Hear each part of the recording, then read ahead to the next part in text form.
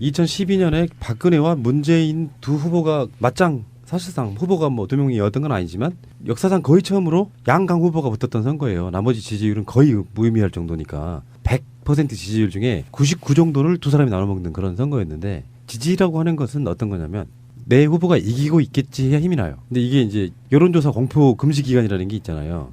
애들이 굉장히 길었고 지금 최근에는 뭐 한 일주일도 안 되는 기간 정도를 이렇게 하고 있는데 제발 문재인 후보가 박근혜를 그 지지율 공표 기간 안에 골든 크로스로 이겨주기를 그리고 마음속으로 이겼을 거라고 자신 있게 뭔가 이렇게 확신을 갖고 투표를 막 독려하고 그렇게 되거든요. 그 여론조사를 바라보는 우리의 자세에 대한 이야기를 한번 해보려고 해요. 사람들은 여론조사를 어떤 심리로 들여다보게 되는가. 사실 제가 팟캐스트 하기 전에도요. 정치 시사면 보다가 선거철이 되면 제일 유심하게 보는 게 여론조사란이에요. 그렇죠.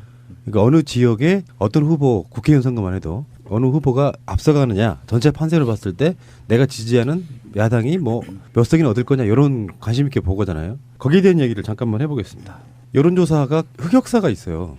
최고의 흑역사는 바로 이번 총선 때라고 볼 수 있죠. 그렇죠. 이번 총선 전에 여론조사들은 새누리당 180석 넘바 200석이 될지도 야권 쫄망 그래서 뭐 거기에 초빙되어 오신 분은 내 목표는 120석을 넘기는 거다 뭐 아무튼 원천적으로 비관적인 전망이었어요. 국민들 입장에서는 어떤 심리가 있었냐면은 박근혜 최순실 게이트가 아니라도 나라를 엄청나게 말아먹고 있는데 도저히 이명 박근혜가 한 9년 8년 이렇게 지나오면서 도저히 못 살겠다 갈아보자. 그런데 여론조사를 하면 새누리당 후보가 많이 이기는 걸로 나온단 말이에요. 그게 어떤 심리가 작동한 거냐. 보통 이제 여론조사에 분석하시는 분들은 그렇게 분석을 합니다. 내 속마음을 숨기고 밖으로 그걸 표현하지 않았다 이렇게 표현하는데 저는 그건 반 정도만 맞다고 생각해요. 실제로 여론조사라고 하는 게 예를 들어 A 지역의 남녀 성비와 주로 이제 연령대 이런 것 분석해가지고 그 연령대에 맞는 표본 집단을 만들고 그 사람들이 어떤 생각을 하냐로 드러나는 건데요. 그게 저는 정답은 아니라고 생각하거든요. 정말 세밀하게 하려면은 여론조사를 남녀 세대별 이런 개념으로만 나눌 게 아니고요. 직업군 출신별 이런 식으로 아주 세분화시키면 훨씬 더 여론조사는 과학이니까. 근데 너무 날림으로 하게 되는 측면 같은 것도 있고 그래서 아니 내가 여론조사를 하는데 여론조사 기관에게 넘기기 위해서 불편해지는 요소는 저는 딱 한 가지라고 봐요. 그게 뭐냐면 내가 지지하고 있는 후보가 별로 인기가 없을 때는 에이 별로 안 하고 싶지 이 정도라고 할 수 있지만 야당을 지지하고 박근혜의 새누리당을 반대하는 입장에서 여론조사 전화가 왔는데 내 감정을 뭐가 무서워서 숨겨요? 그걸 불이익받는 시대인가? 그런 분석은 좀 이상하다. 아이고 이런 거 받아봐야 뭐 의미 없어라 그냥 끊어버리는. 흥이 안 나니까요. 야당이 이길 것 같은 전망이 없으니까 흥이 안 나니까 그런 거였다고 생각을 하고 어쨌건 간에 나는 아직도 그런 주장을 해요. 그렇게 여론조사 기관이 얼마나 범죄성이 생기는 거냐면 심지어는 여론조사 이 전망을 보고 죽는 사람도 생겨요. 에이? 진짜요? 당연하죠. 대통령 선거가 끝나고 정권이 안 바뀌니까 쌍용차 분들 줄줄이 돌아가신 것처럼 비관적이니까. 네. 그러니까 여론조사는 그것도 범죄지만 더 중요한 범죄는 진짜로 투표장에 나오고 싶은 사람들을 못 나오게 만드는 효과가 있어요. 내가 투표장에 가고 싶은 내가 나가봐 찍어봐야 안 된다고 포기하게 만들면 지들이 조작한 여론조사를 갖고 선거 결과가 그렇게 도출돼 버리는 거예요. 야 우리 나가면 이길 수 있어. A당 지지자들은 나가서 투표하고 질 거로 예상되는 대표할 거로 예상되는 야당 지지자들은 안 나가버려요. 그게 이제 나중에 언더독 밴드웨건이라는 효과로 이렇게 나타나는데 그런 방식으로 범죄를 저질렀다면 저는 페널티를 먹여야 된다고 지금도 주장하고 있는 거거든요. 진짜 어떨 때 보면은 여론조사 보면은 거의 퍼센테이지만 누구 후보가 몇 프로, 누구 후보가 몇 프로 이런 것만 타이틀로 뽑잖아요. 근데 실제로 보면 응답률 엄청 낮고요. 사실 이게 거의 신뢰도가 있는 건가 없는 건가 사실 잘 모르겠지만 이미 타이틀은 그렇게 뽑아놨기 때문에 사람들은 그것만 보고서는 표본조사가 제대로 되지 않았음에도 불구하고 우선은 그 숫자가 주는 그 임팩트 때문에 우선 내고 보는 게 많은 것 같아요. 그리고 이제 여론조사 항상 우리가 문제 삼는 것 중에 하나가 요즘 이제 전부 다 그 휴대폰을 많이 들고 다니는 시대고 집에 어지간하면은 저희 집도 이제 집 전화 안 놓거든요. 근데 그 유선 조사를 하게 되면 주로 이제 집에 있는 분들로만 조사를 하게 되는 건데 그런 분들은 대부분 이제 그 무직 상태이시거나 아니면은 고연령이신 분이거나 아니면 주부이거나 이런 분들 위주로 재조사를 하게 된다면 그 표본 집단에 대한 그 제대로 된 표본이 모아지지가 않는 그런 문제점이 있고요. 또 하나 요즘 문제가 많이 되고 있는 여론조사 기관 중에 하나가 그 리얼미터인데요. 여기가 웃긴 게 스마트폰 앱 조사라는 걸 해요. 이게 뭐냐면 우리가 그 T맵이라고 그 인터넷 우리 그 스마트폰에 T맵이란 어플리케이션을 깔을 때 거기에 이제 여론조사 앱을 깔면은 포인트를 주는 거예요. 그래서 앱을 깔은 사람을 상대로 조사를 하게 되는데 그렇게 되면 이 표본이 오염됐다 이렇게 보는 거죠. 특정한 사람들에게 그 표본을 몰아줄 수 있는 가능성이 있기 때문에 그래서 우리가 보통 리얼미터의 조사를 얘기할 때는 신뢰할 수가 없다. 내지는 심지어는 이런 별명까지 붙이죠. 구라미터다. 이런 얘기까지. 금요일 날 갤럽 조사도 나와서 약간 파란이 일으키고 있는 상태거든요. 그렇죠. 안희정의 돌풍 뭐 이렇게 나올 무려 정도인데 9%나. 정말로 과학이 되려면 아까 말씀드린 것처럼 모집단원과 정말 유사한 형태의 표본 집단을 만들어서 이것을 최대한 돈을 많이 투자해갖고 조사하면 사실 굉장히 실제 여론에 가까워진다는 설이 있어요. 예. 근데 이제 아까 이런 부분이 있죠. 성별과 그 연령대에 주로 위주로 분석하다 보니까 아까 말한 거 그게 되는 거예요. 20대 남자가 필요한 게 총 1000명 중에 5명이었다고 하면 이 사람들을 집에 있는 사람들 위주로 조사를 해버릴 수가 있다는 거예요. 근데 직업별로가 그게 분석이 된다는 거죠. 직업군이 워낙에 다양하다 보니까 직업별로 분석하는 것도 힘들어요. 그렇죠. 그리고 예를 들어서 당신 백수하고 직장인과를 구분할 수도 있죠. 백수, 직장인, 뭐 자영업 이렇게 구분할 수도 있지만 그런 것들 얼마나 왜곡할 수 있죠. 나 집에 전화 받지만 나 그렇죠. 직장인이야 이렇게 할 수 있는 거고. 그렇죠. 예. 그러니까 여론조사는 믿지 마시는 게 기본인데 여론조사는 정말로 한국 사회에서는 특히나 안 믿는 게 기본인데 여론조사의 쓰임새가 하나 있어요. 그게 바로 추세라는 거예요. 우리나라 여론조사 기관이 크게 작건이 해서 지방까지 내려가면 굉장히 많습니다. 지방 전문 여론조사 기관도 있어요.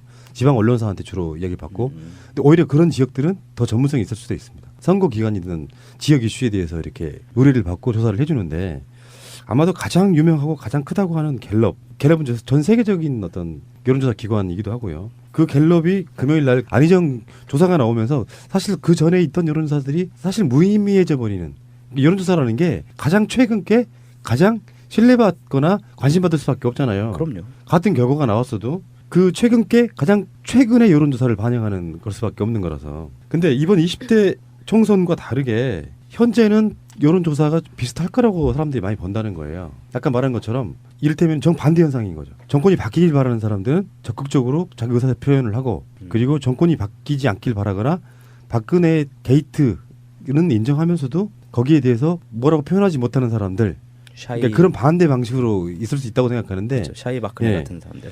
어쨌든 다시 말씀드려요. 제가 수차례 더 말씀드릴 거예요. 여론조사는 완벽하게 믿지는 마십시오. 추세만 보시면 되겠는데 노무사님이 다 이야기를 해주셔가지고요. 응답률이 너무 낮은 거. 응답률이 여론조사가 많이 사람들한테 가도 심한 경우에는요. 비정치 시즌 있죠. 선거도 없고 아무것도 없던 시절에는 응답률이 심지어 5% 미만인 경우도 있고요. 그래서 그렇죠.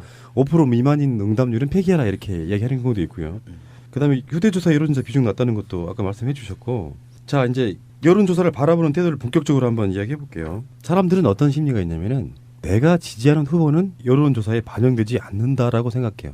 최근에 한번 돌아다녀 보시면은 SNS에 그런 글들 가끔씩 돌아다닙니다. 내 지지자는 숨어 있는 사람이 많아서 여론조사에 반영 안 된다. 근데 이제 이게 그 선거 캠프들이 전술적으로 이용해 먹는 측면도 있어요. 왜 그러냐면 선거 의지가 탁 꺾이는 순간이 되면 자기 지지자들의 동력이 떨어지니까 야 여론조사는 지금 내가 몇 등 달리고 있는데 말이야. 사실은 까보면 달라져. 그러니까 자기 지지자들에게 투표 니들만큼은 꼭 해줘야 돼? 그걸 당부하는 효과가 거기서 있는 거고요. 두 번째 지지율이 낮은 후보는 지지자들이 자랑하지를 못해요. 숨어서 지지할 수밖에 없어요. 이 사람도 일상생활에 있어서는 누구누구과 어울리는 사회인이잖아요.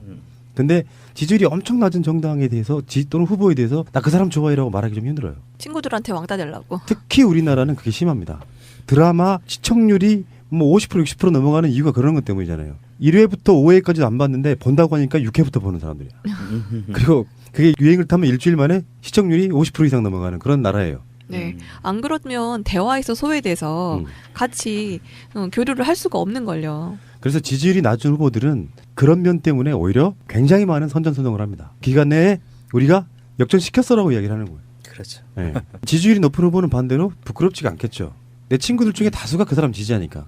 그래서 우리나라는 제가 봤을 때는요. 선거의 밴드웨건과 언더독 현상 중에 밴드웨건이 굉장히 좀 도드라진 나라라고 생각해요. 실제로 이제 정당 정치가 되게 발달한 나라에서는요. 내가 지지하는 정당이 지지율이 유럽에는 뭐 웬만한 정당들이 양당제가 아닌 이상 막 10개씩 이렇게 있으면 그중에 내가 지지하는 정당 지지율이 2, 3%밖에 안 돼도 당당하게 말하는 그런 게 일종의 언더독 같은 거고 우리나라는 지지율이 빠지기 시작하면 기본적으로 그 사람에 대해서 언급조차 하기 힘들어합니다.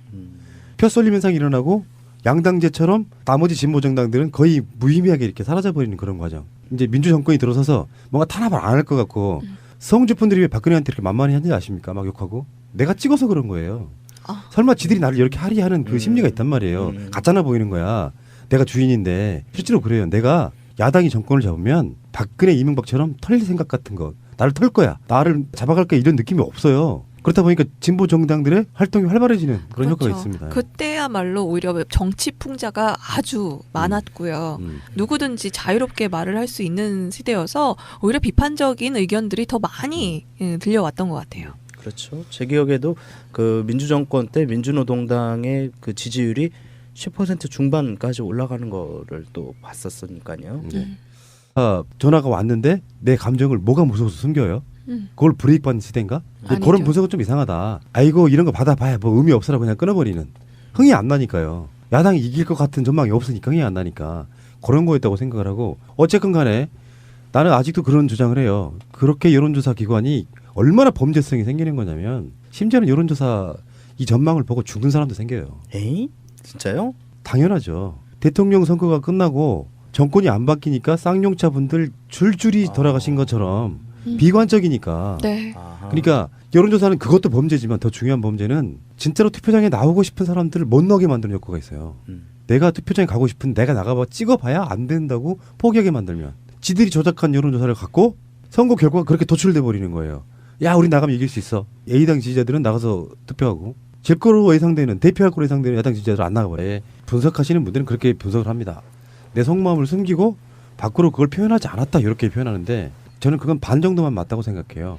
실제로 여론인 조사라고 하는 게 예를 들어 A 지역의 남녀 성비와 주로 이제 연령대 이런 것 분석해가지고 그 연령대에 맞는 표본 집단을 만들고 그 사람들이 어떤 생각을 하냐로 드러나는 건데요. 그게 저는 정답은 아니라고 생각하거든요. 정말 세밀하게 하려면은 여론조사를 남녀 세대별 이런 개념으로만 나눌 게 아니고요. 직업군, 출신별 이런 식으로 해서 아주 세분화시키면 훨씬 더 여론조사는 과학이니까.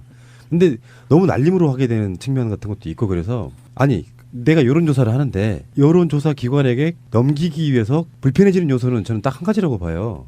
그게 뭐냐면 내가 지지하고 있는 후보가 별로 인기가 없을 때는 에이 별로 안 하고 싶지 이 정도라고 할 수 있지만 야당을 지지하고 박근혜의 새누리당을 반대하는 입장에서 여론조사 2012년에 박근혜와 문재인 두 후보가 맞짱 사실상 후보가 뭐 두 명이었던 건 아니지만 역사상 거의 처음으로 양강 후보가 붙었던 선거예요. 나머지 지지율은 거의 무의미할 정도니까 100% 지지율 중에 99 정도를 두 사람이 나눠먹는 그런 선거였는데 지지라고 하는 것은 어떤 거냐면 내 후보가 이기고 있겠지 해야 힘이 나요. 근데 이게 이제 여론조사 공표 금지 기간이라는 게 있잖아요. 예전에 굉장히 길었고 지금 최근에는 뭐 한 일주일도 안 되는 기간 정도를 이렇게 하고 있는데 제발 문재인 후보가 박근혜를 그 지지율 공표 기간 안에 골든 크로스로 이겨주기를 그리고 마음속으로 이겼을 거라고 자신 있게 뭔가 이렇게 확신을 갖고 투표를 막 독려하고 그렇게 되거든요. 그 여론조사를 바라보는 우리의 자세에 대한 이야기를 한번 해보려고 해요. 사람들은 여론조사를 어떤 심리로 들여다보게 되는가. 사실 제가 팟캐스트 하기 전에도요. 정치 시사면 보다가 선거철이 되면 제일 유심하게 보는 게 여론조사란이에요. 그렇죠. 그러니까 어느 지역에 어떤 후보 국회의원 선거만 해도 어느 후보가 앞서가느냐 전체 판세를 봤을 때 내가 지지하는 야당이 뭐 몇 석이나 얻을 거냐 이런 관심 있게 보거잖아요. 거기에 대한 얘기를 잠깐만 해보겠습니다. 여론조사가 흑역사가 있어요. 최고의 흑역사는 바로 이번 총선 때라고 볼 수 있죠. 그렇죠. 이번 총선 전에 여론조사들은 새누리당 180석 넘바 200석이 될지도 야권 쫄망 그래서 뭐 거기에 초빙되어 오신 분은 내 목표는 120석을 넘기는 거다 뭐 아무튼 원천적으로 비관적인 전망이었어요. 국민들 입장에서는 어떤 심리가 있었냐면은 박근혜 최순실 게이트가 아니라도 나라를 엄청나게 말아먹고 있는데 도저히 이명박근혜 한 9년 8년 이렇게 지나오면서 도저히 못 살겠다 갈아보자. 그런데 여론조사를 하면 새누리당 후보가 많이 이기는 걸로 나온단 말이에요. 그게 어떤 심리가 작동한 거냐. 보통 이제 여론조사 그게 이제 나중에 언더독 밴드웨건 이런 효과로 이렇게 나타나는데 그런 방식으로 범죄를 저질렀다면 저는 페널티를 먹여야 된다고 지금도 주장하고 있는 거거든요. 진짜 어떨 때 보면은 여론조사 보면은 거의 퍼센테이지만 누구 후보가 몇 프로, 누구 후보가 몇 프로 이런 것만 타이틀로 뽑잖아요. 근데 실제로 보면 응답률 엄청 낮고요. 사실 이게 거의 신뢰도가 있는 건가 없는 건가 사실 잘 모르겠지만 이미 타이틀은 그렇게 뽑아놨기 때문에 사람들은 그것만 보고서는 표본조사가 제대로 되지 않았음에도 불구하고 우선은 그 숫자가 주는 그 임팩트 때문에 우선 내고 보는 게 많은 것 같아요. 그리고 이제 여론조사 항상 우리가 문제 삼는 것 중에 하나가 요즘 이제 전부 다 그 휴대폰을 많이 들고 다니는 시대고 집에 어지간하면은 저희 집도 이제 집 전화 안 놓거든요. 근데 그 유선 조사를 하게 되면 주로 이제 집에 있는 분들